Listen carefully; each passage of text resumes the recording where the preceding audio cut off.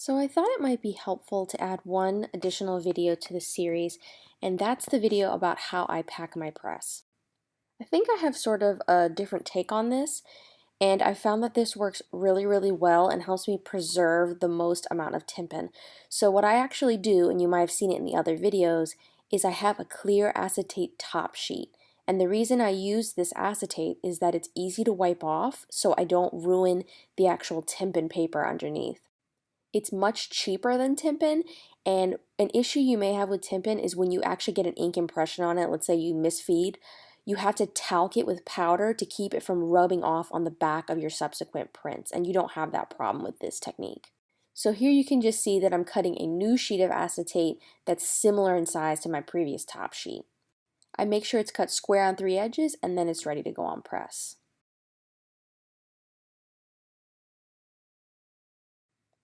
Now the first thing you'll notice is I have this sort of paper wedge in here, and I've actually over time slowly kind of figured out exactly how that wedge needed to be to make sure that my prints were really even. So I actually just keep that, and I've used that for probably years and I haven't needed to replace it. There's a printer in California named Inky who says that there's only 3 people who try and adjust the platen. It's people who know what they're doing, idiots, and well-meaning idiots. And I'm really not trying to fall into those last 2 categories. So I found because it's only very slightly off, creating a paper wedge or sort of a stacked pile of torn paper is a lot better than trying to mess with those bolts on the back. So here you can see I'm ready to actually apply my top sheet, which I do first. So I'm taking some blue painter's tape and I'm just cutting it to fit that sort of bottom edge where those little clamps kind of come down.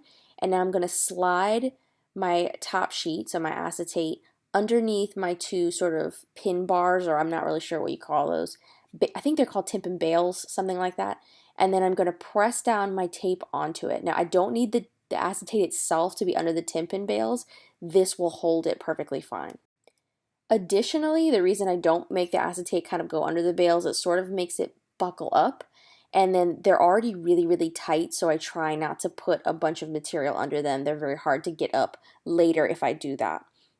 So you might be able to see my acetate's cut a little bit short on the sides, and that's on purpose so that I can actually add this tape to either side and hold it down.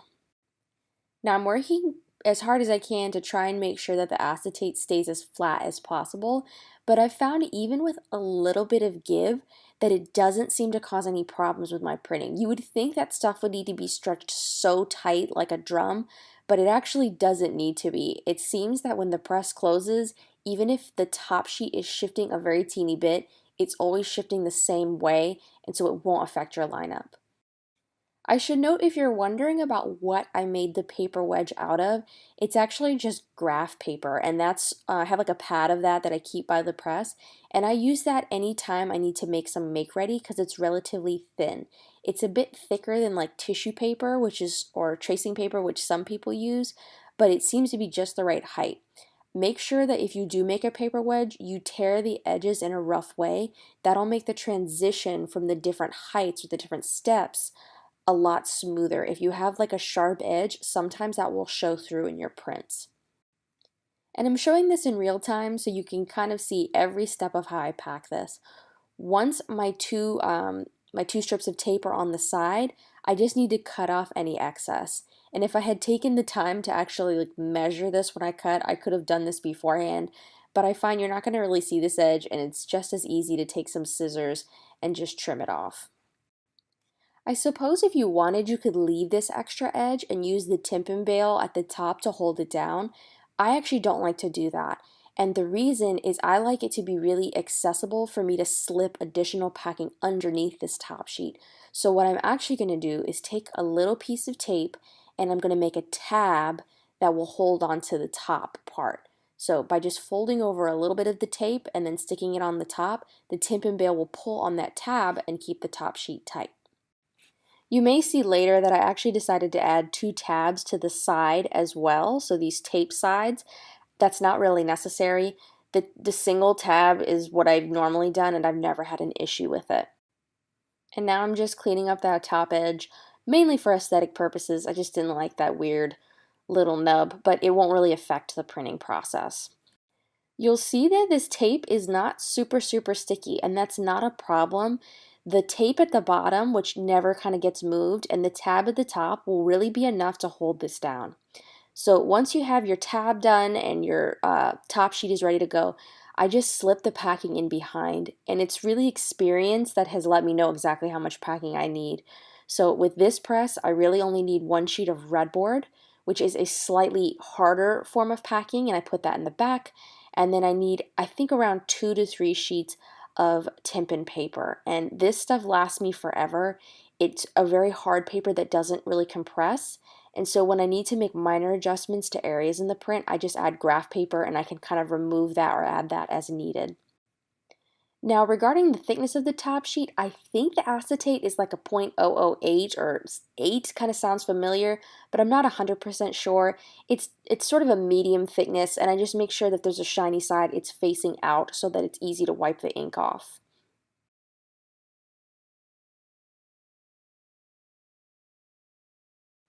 Now, I've had 1 or 2 questions about how I make the gauge pins, so I decided to actually put that in a video kind of start to finish. So I'm just using 3M foam tape, and it's double-sided. It's the same tape you can kind of get at any place, that you're shopping. It's readily available.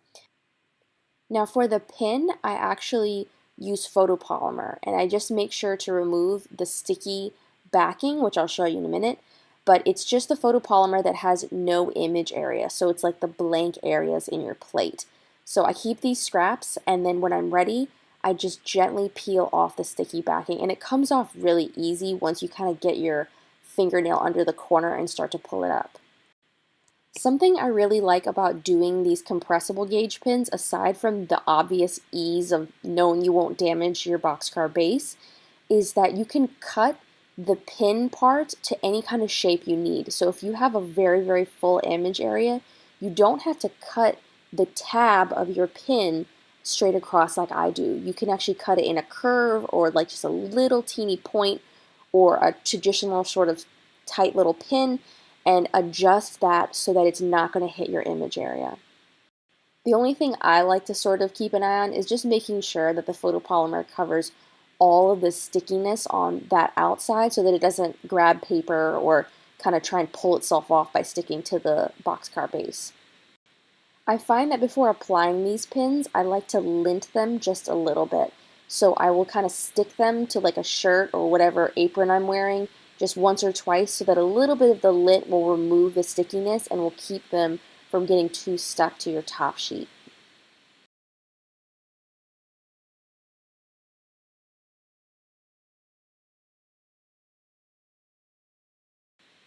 Now I know we've seen this before, but I wanted to show my lineup one more time because it kind of went with the other parts of this video. So what I want to keep in mind when I'm lining this up is I want the image area to be as close to the center of the press as possible because that's where the pressure is most even.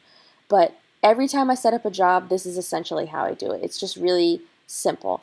All I'm going to do is sort of place my card or my printing material towards the center, and then I'm just going to sit my pins around it, keeping an eye on where they're going to hit so that they don't hit the image area.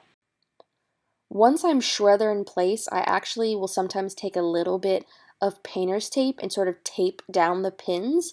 Occasionally, as you get towards the end of the roll of this 3M tape, it kind of isn't as sticky as it is when you started. So to prevent them from getting pulled off, I'll sometimes tape them down.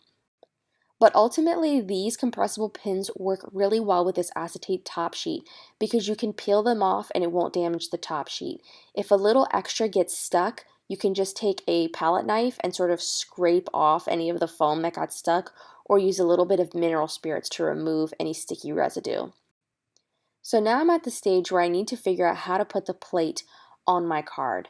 So in this case, unlike with the last job, I'm actually going to take a grid ruler and mark the baseline of where I want the type to sit, and then mark on the other side where I want the type to end. I can then use this as a guide where I can sort of see through my photopolymer and then tape it down so that it's sitting right on those lines and I don't have to worry about it being crooked when it prints. This is a very small print, so unlike with the previous job, I can't really get the tape in a negative space area, so I did just have to put the tape over top of the type. If you find that you get any weird residue, just make sure that you lightly wipe it off with mineral spirits and then let the plate fully dry before you print. So now all I have to do is remove the backing and gently slide my card into my pins. At this point, I set the press into print. I slowly roll it forward, and this will deposit the plate on the base.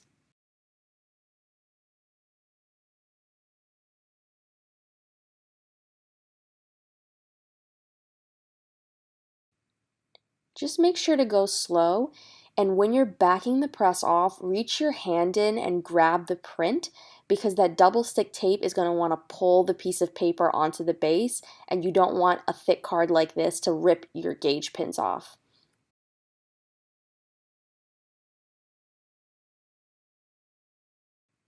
So I'm just going to quickly demo what it looks like to use a roller gauge to determine your roller height. And the way you use this is to sort of slide it sideways behind the rollers and then pull it back across one roller at a time, and you'll get a little stripe of ink that will tell you if your rollers are even across the height. Now my rollers are kept a little bit higher, it just sort of works with my setup, so you're not going to see a stripe here, but this is how you would use this tool. Now, you'll notice my rails are packed with strapping tape, and this is the best tape for taping your rails because it doesn't overcompress. I've actually had this setup of strapping tape for years, and it has settled to be the perfect height for printing just about any image. It's also easy to add a little strip of painter's tape or additional packing tape to either side if you need to adjust, and then remove that later.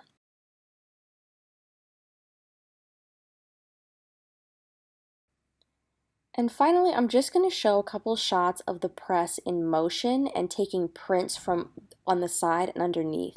Hopefully this will kind of give you an idea of how these parts come together. You can see that spinning part in the center that kind of leads to the flywheel. That's actually where the treadle would go if this was a treadle powered press. But because mine's motorized by a belt, you just kind of see that spinning in the center.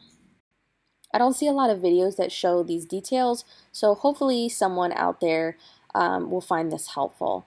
But I hope this video kind of gave you a little insight into how I pack the press and that it's something that you can use in your printing.